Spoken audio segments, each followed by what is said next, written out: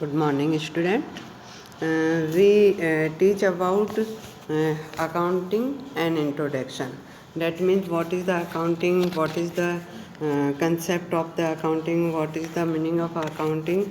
ये चीज़ हम लोगों ने theoretical हम पढ़ चुके हैं. Now today we start accounting equation. That means what is the equation of the accounting.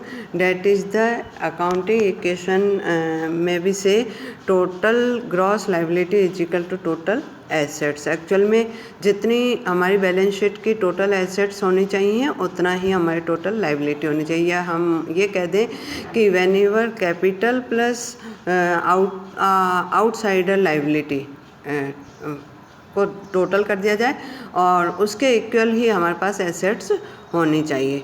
तो बैलेंस शीट के अंतर्गत जो आपके लाइबिलिटी साइड में है कैपिटल प्लस एक्सटर्नल लाइबिलिटी, इन सब की टोटल हमारे current assets and fix assets के बराबर होनी चाहिए. इसमें कभी कभी टेंजिबल और इनटेंजिबल एसेट्स भी शामिल करते, कभी कभी क्या हमेशा ही शामिल करना है. तो जब एसेट्स एंड लायबिलिटी इक्वल होती है तभी हमारी बैलेंस शीट फाइनलाइज होती है. तो इस पेज के अंतर्गत आप लोग देख रहे हैं कि balance sheet of mister X as 31 March 2017 और ये आपको दे रहा है. तो इसमें आपको नीचे इक्वेशन बना के दिया है. On the basis of the above balance sheet accounting equation will be expressed under capital plus liability is equal to assets. तो कैपिटल है 4,70,000 एंड लाइबिलिटी है आपके 4 lakh is equal to total assets है 8,70,000. तो इस प्रकार से जब कभी लाइबिलिटी एंड एसेट्स को अलग अलग दिखा करके और इजिकल टू के बेस पर हम शो अप करते हैं या हम एक्सप्रेस करते हैं तो उसे कैपिटल इक्वेशन कहते हैं.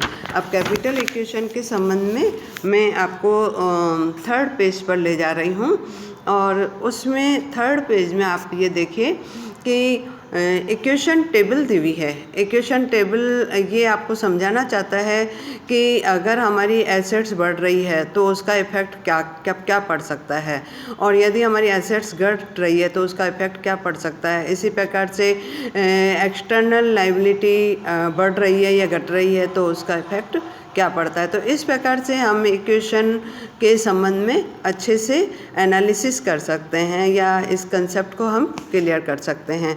तो ऑल ऑफ फर्स्ट आपको कह रहा है इंक्रीज इन एसेट्स और आपको फिर इसका कॉज बता रहा है डिक्रीज इन अदर एसेट्स और सेकंड कॉज बता रहा है इंक्रीज इन एक्सटर्नल लायबिलिटी और इंक्रीज इन कैपिटल.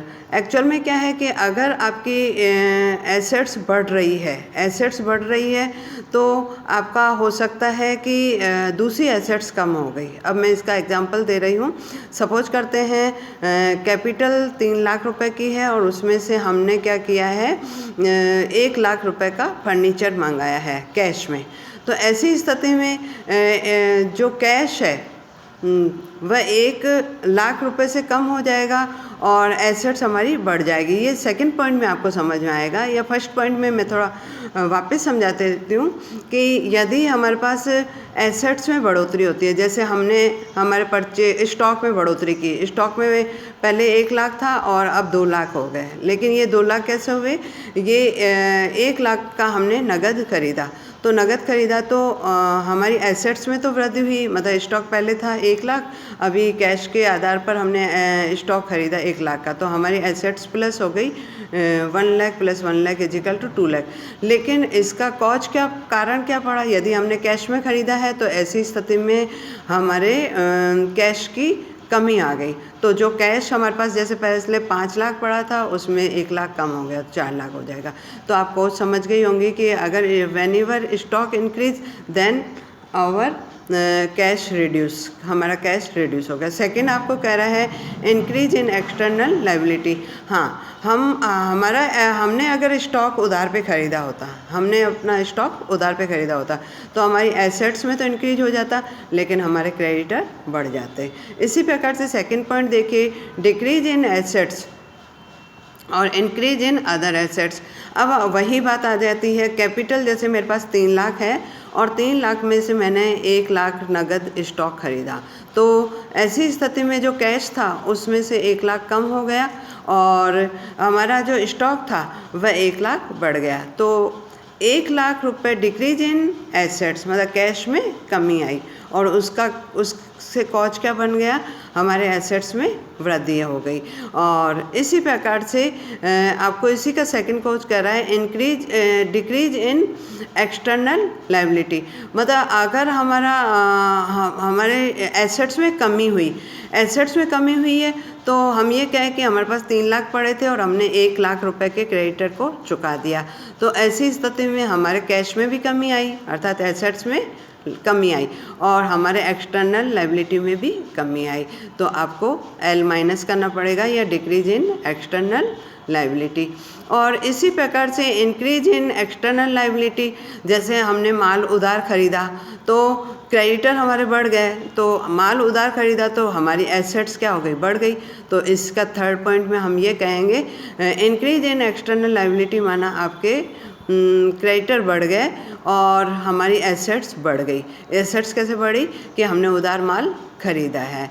और इसी प्रकार से डिक्रीज इन एक्सटर्नल लायबिलिटी, अगर हमने कोई भी चीज़ उधार खरीदी है और उसके आधार पर हमने और कोई पेमेंट भी किया है, तो ऐसी स्थिति में हमारे क्या हो जाएंगे, लायबिलिटी कम हो जाएगी। तो इस प्रकार से आप लोगों को इफेक्ट ऑफ द ट्रांजैक्शन और कॉज, ये दोनों एक दूसरे से कोरिलेट करके समझने पड़ेंगे। हम लोग अच्छे तरह से जानते हैं, हम डबल एंट्री सिस्टम पढ़ते हैं और डबल एंट्री सिस्टम में एक चीज़ डेबिट होती है तो दूसरी क्रेडिट हो जाती है। तो नेचुरली जो डेबिट और क्रेडिट होता है तो वह एक पक्ष को घटाता है और एक पक्ष को जोड़ देता है। तो कभी एक पक्ष ऐड हो जाता है, मतलब इंक्रीज हो जाता है, दूसरा पक्ष क्या हो जाएगा, लेस हो जाता है, तो वह माइनस हो जाता है। तो इस प्रकार से हमारे इक्वेशन बनते हैं। अब ये चीज़ आपको और अच्छे से, मैं इलस्ट्रेशन नंबर 4 दिया हुआ है उसके आधार पे समझा रही हूँ, आपको बहुत अच्छे से समझ में आ जाएगा। पहला पॉइंट दे रहा है या पहले से ये इक्वेशन प्रूव करने के लिए कि जो हमारे ये इक्वेशन की थ्योरी दी हुई है या कंसेप्ट दिए हुए हैं वो सही है या नहीं है, इसके लिए इसको प्रूव करने के लिए या सेटिस्फैक्ट्री करने के लिए हमारे पास एक क्वेश्चन भी है। Govind commenced business with cash 6 lakh रुपए। तो अब आप लोग देखिए कि इसमें आपकी कैपिटल हो जाएगी 6 लाख और वह बिजनेस स्टार्ट कर रहा है 6 लाख रुपए से, तो हमारा कैपिटल 6 लाख हो जाएगा और कैश हो जाएगा 6 लाख। तो C plus L is equal to A होना चाहिए। इक्वेशन हमारा जो बेसिक कंसेप्ट है इक्वेशन बनाने का, capital plus liability is equal to assets. तो कैपिटल 6 लाख हो गया, लायबिलिटी हमारी 0 हो गई और एसेट्स में कैश में आ गए 6 लाख रुपए। सेकंड पॉइंट कह रहा है broth furniture ₹50,000 on credit from Mahesh. अब 6 लाख अपना कैपिटल था और लायबिलिटी किसी प्रकार की नहीं थी, लेकिन हमने हमारी एसेट्स खरीदी है 50,000 की, फर्नीचर 50,000 का खरीदा लेकिन वह उधार खरीदा है, तो लायबिलिटी हमारे 50,000 हो जाएगी और फर्नीचर भी हमारा 50,000 हो जाएगा। तो इक्वेशन बन जाएगी कि cash plus liability 6 lakh plus 50,000, इसी प्रकार का is equal to asset 6 lakh plus 50,000। तो दोनों इक्वल हो जाएंगे 6,50,000, 6,50,000। तीसरा पॉइंट आपको कह रहा है कैश परचेज 2 लाख रुपए। अगर आपने कैश परचेज 2 लाख किया है तो आपके कैपिटल में से कैश निकलेगा और स्टॉक में आपके 2 लाख रुपए की बढ़ोतरी हो जाएगी। तो हम ये कहें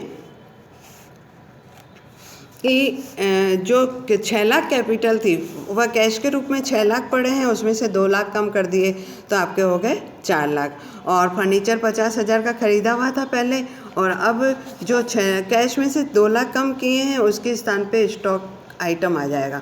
तो अब इक्वेशन ये बन जाएगी कि capital plus liability is equal to cash plus furniture plus stock. तो कैपिटल प्लस लायबिलिटी 6 लाख और 50,000 इजिकल टू 4 लाख फिर 50,000 और फिर 2 लाख, तो टोटल हो जाएंगे 6,50,000। ये चीज़ आपको अगले पेज पर मिल रही है और ये चीज़ आपको अगले पेज पे मिल रही है। चौथे पॉइंट पे आ जाइए। चौथा पॉइंट आपको करा है broth goods worth ₹1,00,000 from Suresh. Suresh से 1,00,000 रुपए का माल लिया, तो आप लोगों ने 1,00,000 रुपए का इसमें और माल लिया है। तो ऐसी स्थिति में हमारा जो स्टॉक बढ़ जाएगा वह 1,00,000 रुपए से बढ़ जाएगा, लेकिन हमारी लायबिलिटी 1,00,000 रुपए से और बढ़ जाएगी, क्योंकि हमने सुरेश से माल लिया, कैश में नहीं लिया है। तो ये इक्वेशन बन जाएगी C+L में 6,00,000 प्लस 1,50,000, और एसेट्स में बन जाएंगे 4,50,000 और 3,00,000। इस प्रकार से आपके टोटल बन जाएंगे 7,50,000 इजिकल टू 7,50,000। अगला पॉइंट आप लोगों को दे रहा है पेड टू महेश 30,000। महेश को 30,000 रुपये चुका है। महेश को 30,000 रुपये चुका है, तो क्रेडिटर 30,000 रुपये से कम हो जाएंगे और कैश 30,000 रुपये से कम हो जाएगा। तो हमारी जो टोटल लायबिलिटी थी 1,50,000, उसमें से 30,000 लेस कर दिए तो 1,20,000, और कैश 4,00,000 था, उसमें से 30,000 लेस किए तो 3,70,000। तो इक्वेशन बन जाएगी कैपिटल प्लस लायबिलिटी 6,00,000 प्लस 1,20,000, और इसी प्रकार से एसेट्स 3,70,000, 50,000 और 3,00,000। और अगला पॉइंट आप लोगों को दिया हुआ है Govind introduce additional capital 1,00,000 rupees. Govind 1,00,000 रुपए की और कैपिटल लाया है, तो कैपिटल के कैश जो लाया है वह 1,00,000 रुपये जुड़ जाएगी, और कैपिटल में भी 1,00,000 रुपये जुड़ जाएंगे। तो हमारी इक्वेशन बन जाएगी कैपिटल प्लस लायबिलिटी 7,00,000 प्लस 1,20,000, और इसी प्रकार से एसेट्स बन जाएगी 4,50,000, 50,000 और 3,00,000। और लास्ट वन पॉइंट दिया हुआ है पेड सैलरी 20,000 पेड किया है कैश। तो हम लोग है ना कैश सैलरी पेड किया है, तो खर्चे को कम करना है, तो 4,70,000 में से 20,000 रुपये कैश कम हो जाएगा। इसी प्रकार से कैपिटल में से भी 20,000 कम हो जाएंगे। तो हमारी इक्वेशन बन जाएगी कैपिटल प्लस लायबिलिटी 6,80,000 प्लस 1,20,000, और एसेट्स हो जाएगी 4,50,000, 50,000 और 3,00,000। तो इस प्रकार से टोटल हो जाएगी आपके 8,00,000 रुपये। तो 8,00,000 इजिकल टू 8,00,000।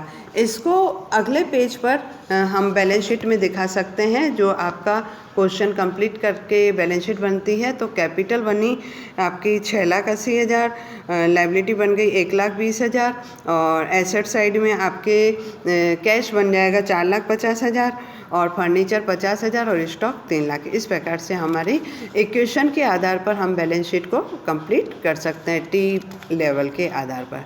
Thank you.